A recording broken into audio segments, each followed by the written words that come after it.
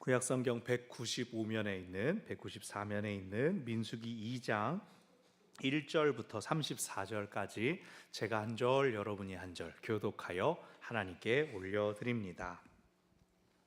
여호와께서 모세와 아론에게 말씀하여 이르시되 이스라엘 자손은 각각 자기의 진영의 군기와 자기 조상의 가문의 기호 곁에 진을 주되 회막을 향하여 사방으로 치라.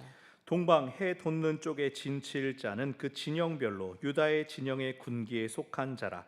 유다 자손의 지휘관은 암미나답의 아들 나손이요 그의 군대로 계수된 자가 7만 4,600명이며 그 곁에 진칠 자는 이사갈 지파라. 이사갈 자손의 지휘관은 수알의 아들 르다넬이요 그의 군대로 계수된 자가 5만 4,400명이라. 그리고 스불론 지파라. 스불론 자손의 지휘관은 헬론의 아들 엘리압이요 그의 군대로 계수된 자가 5만 7,400명이니 유다 진영에 속한 군대로 계수된 군인의 총계는 18만 6,400명이라. 그들은 제1대로 행진할지니라. 남쪽에는 르우벤 군대 진영의 군기가 있을 것이라. 르우벤 자손의 지휘관은 스데울의 아들 엘리수리요 그의 군대로 계수된 자가 4만 6,500명이며 그 곁에 진칠 자는 시므온 지파라. 시므온 자손의 지휘관은 수리사대의 아들 슬루미엘이요 그의 군대로 계수된 자가 5만 9,300명이며 또 갓 지파라. 갓 자손의 지휘관은 루엘의 아들 엘리아삽이요 그의 군대로 계수된 자가 4만 5,650명이니 루벤 진영에 속하여 계수된 군인의 총계는 15만 1,450명이라. 그들은 제2대로 행진할지니라. 그 다음에 회막이 레위인의 진영과 함께 모든 진영의 중앙에 있어 행진하되 그들의 진친 순서대로 각 사람은 자기의 위치에서 자기들의 길을 따라 앞으로 행진할지니라. 서쪽에는 에브라임 군대의 진영의 공기가 있을 것이라. 에브라임 자손의 지휘관은 암미우스의 아들 엘리사마요 그의 군대로 계수된 자가 4만 500명이며 그 곁에는 므낫세 지파가 있을 것이라. 므낫세 자손의 지휘관은 부다술의 아들 가말리엘이요 그의 군대로 계수된 자가 3만 2,200명이며 또 베냐민 지파라. 베냐민 자손의 지휘관은 기드온의 아들 아비단이요 그의 군대로 계수된 자가 3만 5,400명이니 에브라임 진영에 속하여 계수된 군인의 총계는 10만 8,100명이라. 그들은 제3대로 행진할지니라.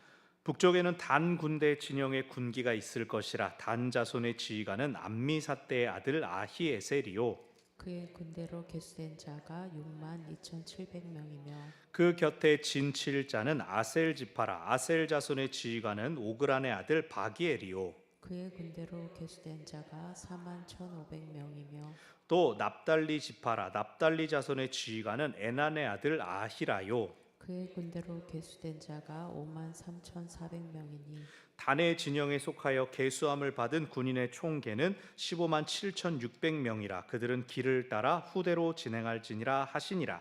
이삭은 이스라엘 자손이 그들의 조상의 가문을 따라 계수된 자니 모든 진영의 군인 곧 계수된 자의 총계는 60만 3,550명이며 레위는 이스라엘 자손과 함께 계수되지 아니하였으니 여호와께서 모세에게 명령하심과 같았느니라.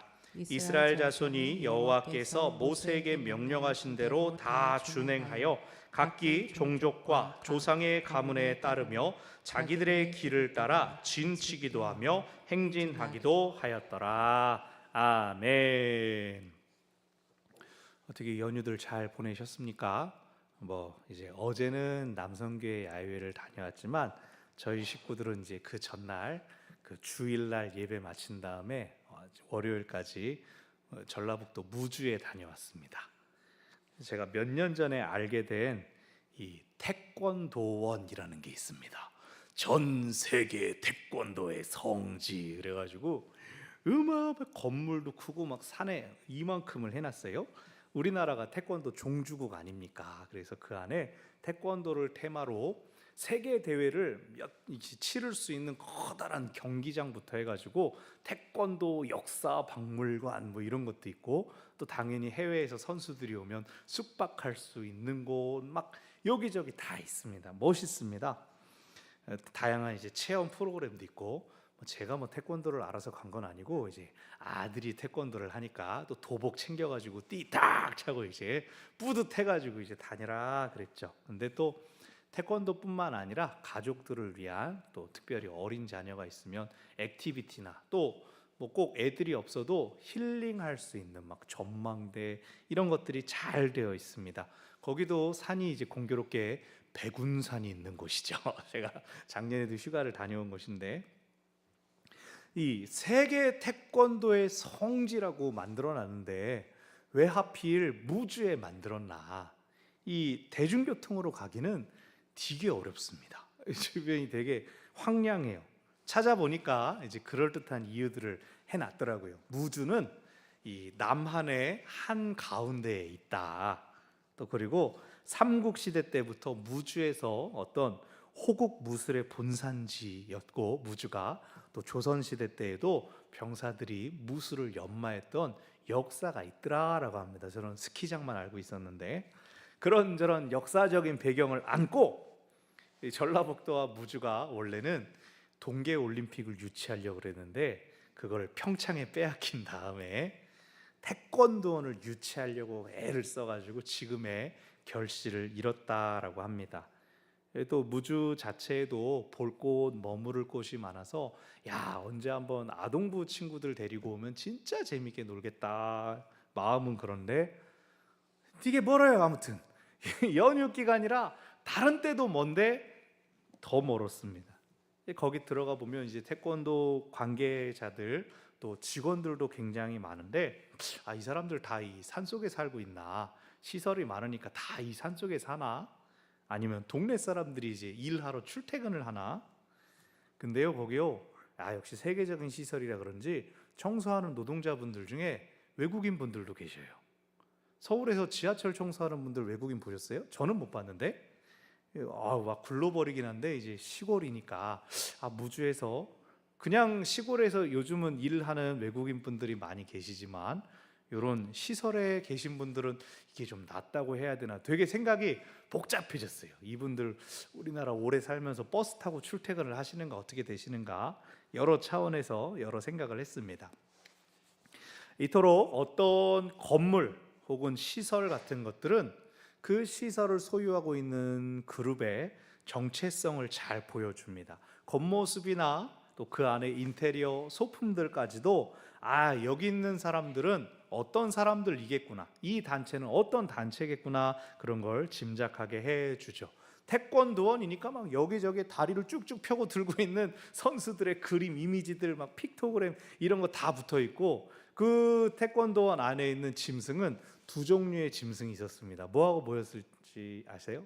캐릭터이기도 한데 보이는 짐승이라고는 다 호랑이하고 진돗개 두 개를 마스코트로 해가지고 여기저기 다 거기는 이제 태권도다라고 하는 걸 보여줬죠. 아마 여러분의 댁도 마찬가지로 나는 좀 미니멀한 거 좋아한다 그러면은 액자도 안 걸려있고 하지만 난 꾸미는 거 좋아한다 그러면 이제 손으로 만든 거 냉장고에 문에 붙어있고 그럴 것 같습니다. 오늘 민수기 2장은 이스라엘 민족의 정체성이 무엇이어야 되는지를 잘 보여줍니다. 우리가 지난주 1장에서 숫자가 막 나오면서 그들은 어떤 정체성을 가지고 있어야 된다라고 했는데 혹시 기억하시나요? 하나님은 이스라엘이 하나님의 군대와 같기를 바라셨죠. 그래서 20살 이상으로 싸울 수 있는 사람들을 계수하게 하셨습니다. 오늘 본문에서는 그들이 군대는 군대인데 무엇을 위한 군대인지를 더 자세히 알 수가 있습니다. 오늘 본문은 지난주보다도 더 간단하고 쉽습니다.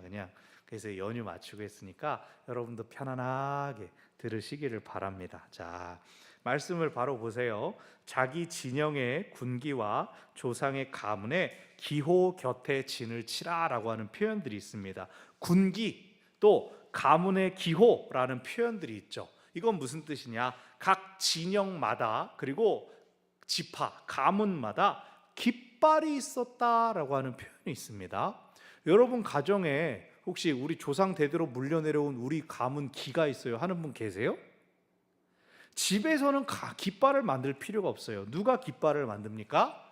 군대가 깃발을 만들어서 멀리서도 우리 군 저기 있다라고 보게 해주는 게 그 깃발입니다. 여전히 이스라엘 민족의 대외적인 정체성은 군대다라고 하는 걸 보여줍니다. 그리고 진을 치되 회막을 향하여 사방으로 쳐라, 동서남북으로 쳐라라고 합니다. 그래서 군대는 군대인데 무엇을 지키는 군대다?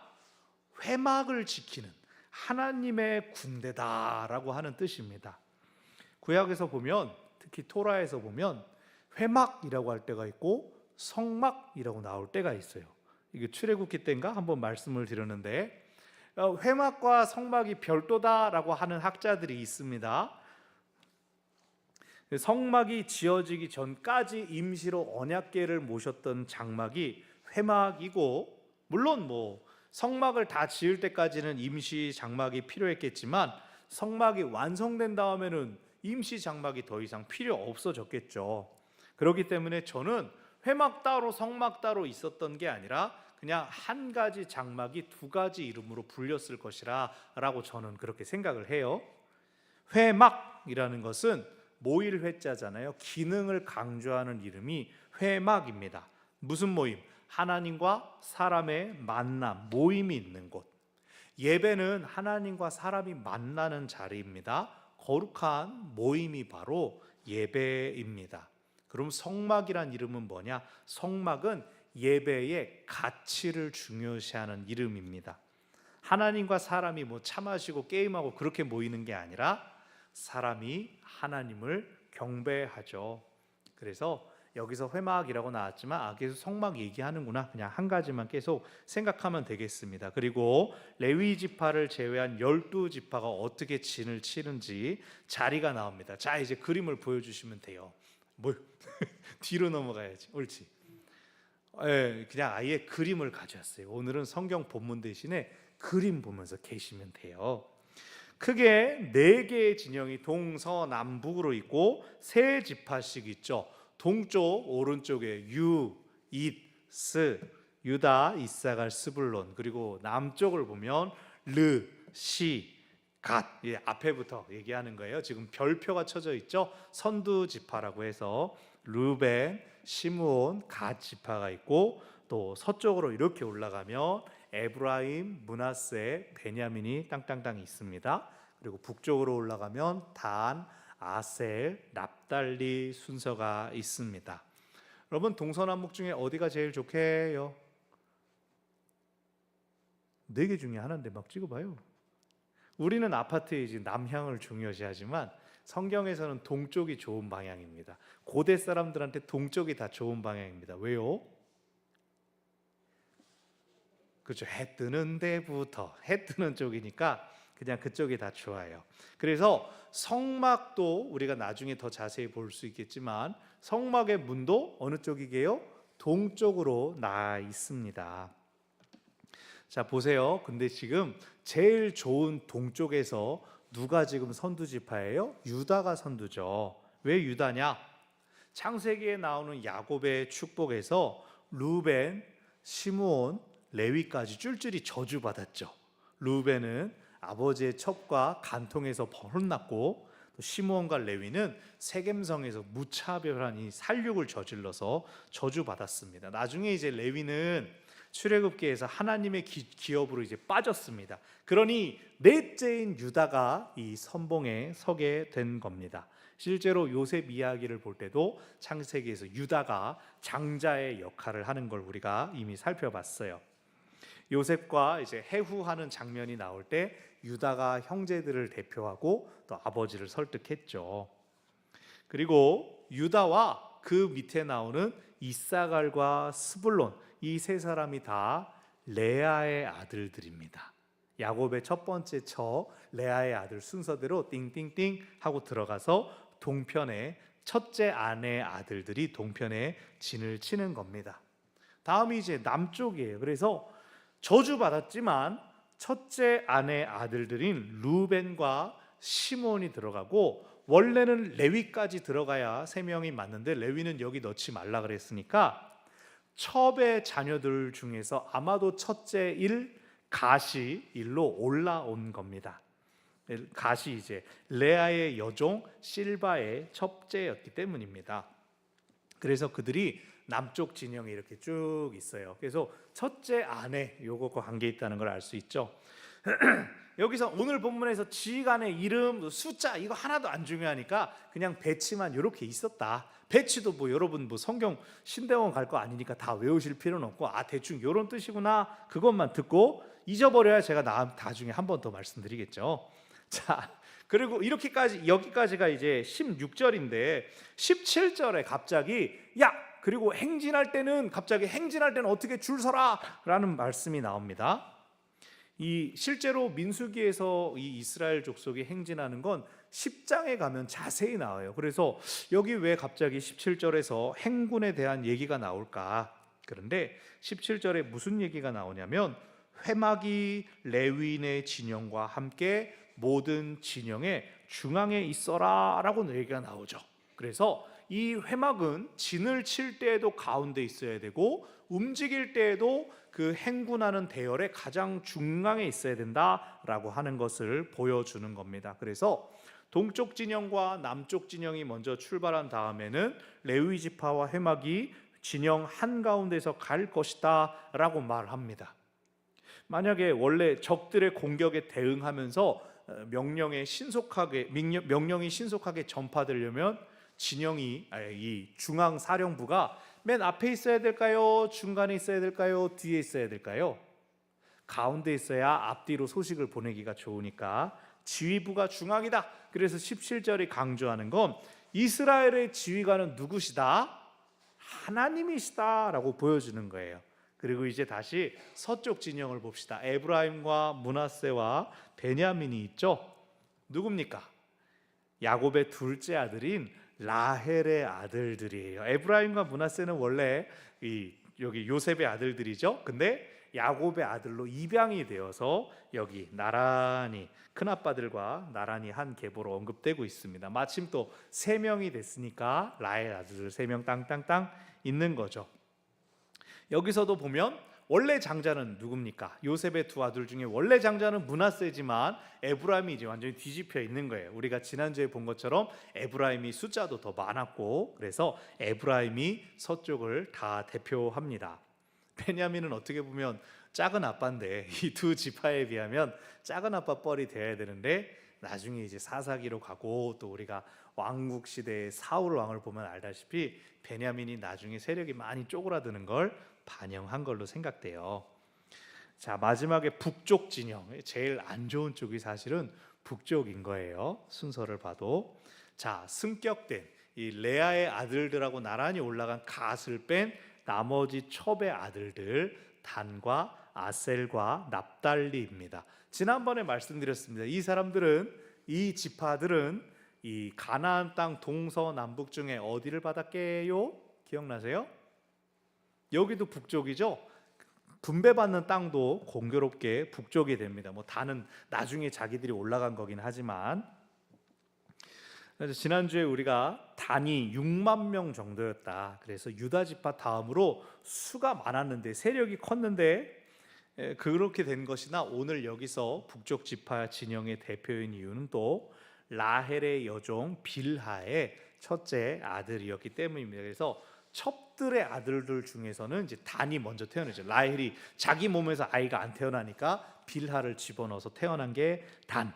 갓이 여기 밑에 올라온 건 첫째 아내 레아의 첩의 소생이 이어서 첫째로 올라온 거였고요. 그래서 이 4개의 진영 동남 서북 4개의 진영의 12지파가 자리를 잡고 가운데에 이제 레위 자손이 있는데 여기 표현이 되어 있죠. 동쪽 제일 좋은 쪽이니까 모세가 있고 제사장들이 있고 그리고 여기서는 고핫, 게르손, 무라리 하는 순서로 이건 우리가 또 보게 될 겁니다. 3장, 4장에서 쭉 보게 될 거예요. 그래서 이제 오늘 본문 다시 이제 말씀 돌아오면 벌써 훌쩍 뛰어서 32절에서 이렇게 진을 친 군대의 수가 지난주 1장에서처럼 60만 3,550명이었더라. 34절 여호와의 명령대로 진을 쳤고 또 행진하기도 했다. 그래서 하나님의 말씀에 잘 순종했다라고 오늘 본문이 이제 마무리가 됩니다. 그러니까 이 그림 한 장으로 그냥 뚝딱 끝나는 거예요. 저는 우리 교회 예배당을 참 좋아하는데요. 이렇게 우이동 방향으로 이게 언덕이 이렇게 높아지지 않습니까? 그래서 길에서 보면은 이 큰 길에서 우리 교회 예배당을 보면 3분의 1 정도는 가려져 있어요. 언덕이 이렇게 숨어 있잖아요. 그런데 요 아랫길로 이렇게 쫙 내려오면은 본당이 짜잔 하고 나타나는 게 반전 매력이 있어요. 제가 처음 찾아올 때 7월 달에 찾아오면서 야 이거 예배당이 이렇게 숨어 있는 것 같더니 멋지다 제가 막 그랬어요. 제가 어디에 가든지 간에 교회에 가면은 교회를 막 유심히 살펴봐요. 여전도회 연합회 가도 이제 목사님 어디 갔지? 그러면 제가 층마다 돌아다니고 있다는 거예요. 방송실 보고 막 이렇게 뭐 잠옷실 같은 거 보고 사무실도 한 번씩 보고 뭐 또 이제 본당 들어가면 제가 또 가만히 있나요? 뭐 고개 들어가지고 조명 보고 음향 보고 스피커 보고 막 스크린 본 거 가지고 얘기한 적도 있고 그러죠. 우리 새벽에도 차량 타시는 분들은 아시겠지만 이제 교회 앞에 지나갈 때마다 이제 불이 얼마나 켜져 있나 이렇게 사람들 드나드나 저를 그 교회 보는 게 참 좋더라고요. 옛날에 이제 한번 유럽을 갔을 때도 그랬습니다. 독일하고 프랑스를 들렀는데 막 감탄했어요. 사람들이 여기 동네는 좀 오래된 동네야 그러면은 막 몇백 년씩 된 동네인 거예요. 막 치렁치렁 남자가 가발 쓰고 막 하이힐 신던 그런 시대의 건물들이 여전히 남아 있는데 그 골목 가운데에서 그래서 그 건물에 여전히 살고 있으니까 배수나 난방 시설 이런 것들이 오늘도 많이 문제인 것이죠. 그런데 그 사이사이에 고풍스러운 예배당들이 있어가지고 꼭 그 예배당 들르는 게 아주 쏠쏠했습니다. 뭐 우리나라처럼 밖에 이제 간판 있는 교회 이런 게 아니니까 그냥 건물만 보기에는 이게 전에도 한번 말씀드렸죠. 독일 같은 경우는 종교 개혁이 일어나는 바람에 카톨릭 성당들이 다 개신교로 옮겨버렸습니다. 그래서 겉에서 볼 때는 이게 성당 건물인지 교회당 건물인지 알 수가 없어요. 또 중세 시대 건물들은 교회당도 다 성당처럼 생겼었으니까 저는 밖에서 보고 이게 성당인지 교회인지도 모르고 그냥 막 들어가서 보는 거죠. 근데 들어가 보면 이름 거의 모르고 다녔기 때문에 다시 찾아봐도 못 찾는데 들어가 보면은 서양의 그 유럽의 예배당들은 아무래도 관광객들이 많아서 그런지 예배당 고유의 굿즈들을 본당 뒤쪽이나 1층 거긴 다 1층이죠. 뒤쪽에다 이렇게 막 배치를 해놨어요. 엽서도 있고 뭐 나무로 만든 책갈피 같은 것도 있고 뭐 교회나 뭐 동네에 대한 브로셔 같은 거를 잔뜩 만들어놨어요. 제가 뭐 불어를 막 읽고 그러진 않았기 때문에 뭐 읽어보지 못하고 색깔 이쁜 것만 주워왔는데 보통 여행 가서 그런 거 잔뜩 가져와가지고 다 처박아 놓죠. 지금도 어디 있는지 모르겠는데 저도 근데 한편으로는 여유가 생기면 그런 걸 만들어 놓는 것도 좋지 않을까. 신앙에 대해서 하나님에 대해서 또 우리 교회에 대해서 그냥 구구절절 할 것도 없이 사진 이쁜 거 몇 개 해가지고 착 던져 놓으면은 오며 가며 보기도 좋고 그냥 그거 딱 보면 여기 백운제일교회는 어떤 교회구나 어떤 사람들 있고 또 신앙 어떻게 예배 어떻게 드리고 그렇구나 보면 그냥 우리가 단순히 예배당 우리 믿는 사람들이 당연히 모이는 예배당뿐만이 아니라 오며 가며 호기심으로 이렇게 보는 사람들이 있습니다. 꼭 남자 화장실 드나드는데 꼭 밖에서 쳐다보는 사람들 눈 마주치고 막 그럴 때가 많아요. 뭐가 궁금한 거예요 그 안이. 그래서 그런 사람들에게 정보를 제공해 줄 수 있는 수단이 있겠죠. 우리가 항상 기도하기를 우리 교회가 이 지역에서 자랑거리가 되고 또 소문나는 곳이 되기를 우리가 기도하지 않습니까? 그런데 어떻게 해요? 사람들이 어떻게 저 교회 이런 거 있대 저런 거 있대 하면서 부러워하게 할 수가 있을까요? 그냥 찾아온 사람들이 간단하게는 이제 뭐 주보도 볼 수 있고 아니면 이제 공간의 분위기를 보면서 느낌을 잡고 또 우리의 예배와 모임들을 통해서 자기와 맞는지 내가 원하는 분위기인지 끼고 싶은지 계속 오고 싶은지 파악하게 할 수가 있죠. 봄 되면서 누군가 한 분이 이제 여기 어린이집 아이를 데려가기 전에 한 번씩 들르는 할머니가 나타나셨습니다. 그래서 혼자 기도하고 딱 나가시는 분들도 있고 그래요. 또 유튜브에다가도 계속해서 이렇게 올리는 것들도 직접 와서 들어와 보지 않아도 어떤지 느껴보시라는 거죠. 연휴 기간 동안에 드디어 우리 교회 유튜브 구독자가 200명이 되었습니다. 누군지 모르지만 저만 뿌듯한가요? 뭐 가만히 있어도 이렇게 유튜브 구독은 어쨌든 늘어난다는 거죠. 그리고 아가서 우리가 묵상하는 동안에 이 새벽기도 조회수가 막 40, 50 뻥뻥뻥뻥 늘어났어요. 그래서 좋다. 말씀 다들 열심히 우리 성도들이 들으면 그것대로 더 좋은 것이고 아니어도 다 좋다. 그래서 제가 참 우리 교회 사랑하고 좋고 괜찮은데 가끔씩 이 동네가 가지고 있는 이 접근성의 한계가 아쉬울 때가 있습니다. 우리 교회 교육관도 있고 자체적인 시설들도 웬만큼 빠지지 않고 다 좋지 않습니까? 근데 최근에 문의가 왔어요. 여름 동안에 일주일 정도 세미나를 진행할 대관할 장소를 찾는다. 그래서 제가 우리 교회 너무나 좋다고 사용하실 수 있다고 일정만 맞춰보자 그랬는데 한 가지 이제 그 세미나에 참여하시는 분들은 서울 곳곳에서 모여야 되는 거예요. 근데 당장 그 대표자도 우리 집에서도 1시간 50분 걸려요 그러는 거예요. 일주일 동안 매일 왔다 갔다 하려면은 게다가 이 강사도 외국에서 모셔오는데 그분도 서울 어디에다 묶으면서 왔다 갔다 할 이 감당을 엄두를 못 내가지고 결국은 이제 이게 접었습니다. 제가 가끔 이제 우리가 후원하는 라이프오프라든가 단체들 모임을 참석할 때에도 주로 이제 막 본부가 있는 영등포 아니면 이제 강남 접근성 좋은 곳에 모여서 갔다 오고 나면은 이제 되게 아쉽더라고요. 그래서 우리도 열심도 있고 터가 있으니까 이 강북 지역에서 의미 있는 역할을 할 수 있으면 좋겠는데 우리 여전도에도 어떻습니까? 여전도에도 오면은 예쁘다 발다막 너무 좋아하는데 막 힘들었다고 오는데 힘들었다고 뭐 그런 말씀을 하시죠. 멀어서. 그런데 뭐 지금 시대에 와서는 지리적인 입지나 요건을 초월할 수 있는 유튜브 등의 온라인이 있으니까 또 뭐 있는 건 있는 거고 또 어떻게 하면 이 동네를 넘을 수가 있을까?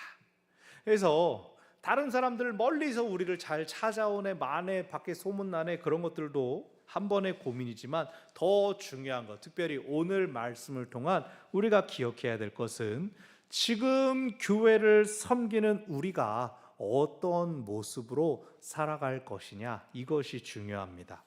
오늘 진을 쳤을 때 회막 중심의 진영 구조를 봤습니다. 문자적으로 우리에게 그대로 적용한다면 뭐라고 할 수 있겠어요?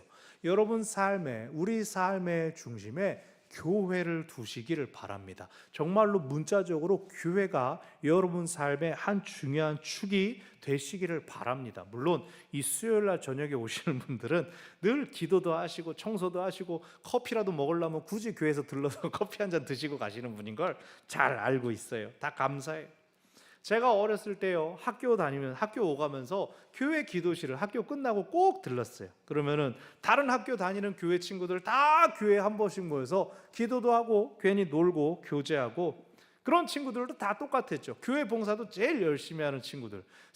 주일 새벽 6시에 교회에 모여서 성가대 연습하고 6시에 연습하려면 5시에 와가지고 교회 청소하는 그런 친구들 다 옆에 있었던 일꾼 멤버들이었어요.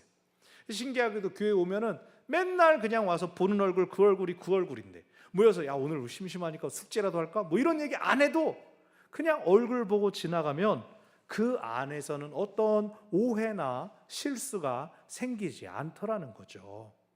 교회 친구들 보통 일주일에 한 번씩 한 자리 딱 모이잖아요. 근데 걔네들은 맨날 보는 애들이니까 걔가 그런 말이 있었다고? 내일 물어보자. 바로바로 자기가 깊이 생각할 것 없이 풀을 수가 있었던 거예요. 왜요? 서로가 어떤 사람인지에 대한 신뢰가 중학생들이었지만 그게 굉장히 확고했거든요. 내 눈에 띄어서가 아니라 매일 수업 마치고 교회에 들르는 친구. 자기 집이랑 방향이 다른데도 굳이 기도하고 가야지라고 하나님께 출석부를 찍는 친구들. 그 하나님과의 관계성을 통해 그 친구를 보는 눈이 생겼기 때문입니다. 우리 교회도 그래요. 기도하러 오시고 청소하러 오시고 또 목장 모임 오실 때 제가 맨날 쫓아가가지고 막 인사를 다 드리지 못하지만 그래도 눈도장 찍고 인사 나누고 할 때 저도 막 더 든든하고 너무 감사하고 막 신뢰가 쌓이는 게 느껴져요. 좀 오해가 생길 법한 말이 들리거나 사건이 일어난다라고 했을 때에도 어떤 감정이 먼저 저를 이끌어가는 게 아니라 무슨 일이 있나? 그분은 그럴 뿐이 아니야라는 상대에 대한 입장 헤아리는 것이 더 먼저 나오게 됩니다. 왜냐하면 그분과 저 사이에 성전이 중심이 있기 때문이에요. 성전이 중심이 되기 때문이에요. 또 자주 보니까 궁금한 거나 이해 안 되는 거 있으면 잠깐요 그러면서 얘기할 수도 있죠. 주로 오해 생기고 실수 생기는 건 어떤 분들이겠어요? 교회 자주 들르지도 않고 가끔이지 일주일에 한 번 오면서 막 많이 아는 것처럼 막 목사님이 뭐 이러면 안 되죠. 꼭 잘 나오시는 분들이 이런 잔소리를 듣게 되는데, 교회 자주 들르고 매일 기도하시고 하는 분들은 당연히 다 알고 계시잖아요. 곤란한 거 생기면 목사님이 그랬다는 것 같은데 뭐 이렇게 떠넘기면 안 되는 거잖아요. 회의에서 막 다 같이 결정하고 그랬는데 막 독단정 뭐 이런 말 안 하잖아요. 매일 뵙는 분들은 물어보면 되니까. 저는 그런 분 계신가 모르겠는데 그냥 누가 그런 말을 하는 것 같아서. 사랑하는 여러분, 다른 사람들은 몰라도 우리는, 이 자리에 예배하러 나온 우리는 성전 중심의 삶을 사시기를 바랍니다. 아멘. 최소한 이 장소가 내가 하나님을 만나는 곳, 내가 하나님께 눈도장 찍는 곳, 더 나아가서 내가 하나님과 연결되어 있구나를 기억하는 곳, 그렇게 성전 중심으로 사시기를 바랍니다. 그래야 실수하고 죄 짓는 일을 줄이고 다른 사람들의 사랑을 받을 수도 있어요. 또 그렇게 공동체를 사랑할 수 있는 것이죠. 또 두 번째로, 오늘 진영이 회막을 중심으로 있었다라고 하는 것은 회막을 지킨다라는 뜻입니다. 여러분 교회에 자주 들르시라 첫 번째 말씀을 드렸는데, 우리가 두 번째로 기억할 것은 내가 교회를 지키는 사람인가 하는 것이에요. 저는 저의 정체성을 분명히 나는 교회를 지키는 사람이다. 그리고 백운제일교회로 부름을 받았을 때 나는 이곳을 지키라고 부름 받았구나, 저는 하나님 앞에서 그것을 끊임없이 확인하고 점검합니다. 그런데 누군가가 교회에 대해서 혹은 목회자에 대해서 불평하고 원망할 때 그 사람의 마음을 공감해 주겠다고 사실은 나도 이런 소리로 대답하면 절대 안 되는 겁니다. 그건 교회를 지키는 것이 아니에요. 그 사람이 뭐라고 툴툴툴 하는 거는 다 들은 다음에 알겠어 그런데 하고 선을 그어야 되는 거예요. 교회를 흔드는 사람 되지 마시기를 바랍니다. 이 제욕하지 말라는 게 아니라 교회에 대해서도 마찬가지예요. 사람이 힘들면 이런저런 생각도 들고, 또 편하면, 상대가 편하면 속에 담겨져 있는 이야기들이 나올 수 있죠. 그러나 그것이 그 사람이 언제나 품고 있는 진심이어서 나오는 게 아니라 긴장이 풀어진 것뿐이에요. 그런데 어떤 분들은 누가 그렇게 힘들어서 한번 푸념한 걸 들어다가 있는 일 없는 일 다 살붙여가지고 떠들고 나중에 누가 그랬냐고 물어보면 자기는 안 그랬다고 자기도 들었을 뿐이라고 시침 뚝대고 하는 분들이 있어요. 여러분 말 좋아하는 분 되지 마시고 교회를 지키는 사람이 되시기를 바랍니다. 누구나 우리가 다 약해요. 저도 마찬가지고, 저도 고칠 게 있으면 당연히 듣고 고치고 달라져야 되죠. 그런데 예를 들어 누구는 흰 벽이 좋아요, 누구는 검은 벽이 좋아요 이러고 쫓아오면 내가 누구 말을 들어야 돼요? 회색해버려? 체크해버려? 그럴 수 없잖아요. 세상에 바른 말은 막 혼자 다 아시는 것처럼 막 교회가 어떠고 예배가 어떠고 이런 분들이 계세요. 교회를 흔드는 사람 되지 마시기를 바랍니다. 내가 교회를 지키지 않고 내가 교회를 사랑하지 않으면 누가 와서 우리 교회를 자기가 지키겠다고 하고 있습니까? 누가 우리 교회를 사랑하려고 합니까? 내 입을 지키고 내 생각을 지키고 교회를 지키시기를 바랍니다. 아멘. 원고를 짧게 썼는데 왜 시간은 다른 데랑 5분은 줄어든 것 같은데요. 오늘 본문의 내용이 간단하니까 본문 말씀도 조금 짧게 준비했어요. 여러분, 성전 중심의 삶을 사시기를 바랍니다. 하나님과 연결되어 있음을 늘 기억하며 하나님과 동행하는 우리 모두가 되기를 바랍니다. 두 번째로, 교회를 지키는 신앙생활을 하시기를 바랍니다. 이곳을 세상의 모임 중 하나로 만드느냐 아니면 하나님의 존전으로 만드느냐는 우리가 교회를 어떻게 대하느냐에 달려 있습니다. 교회를 흔드는 사람들이 아니라 교회를 지키는 우리 모두가 되기를 바랍니다.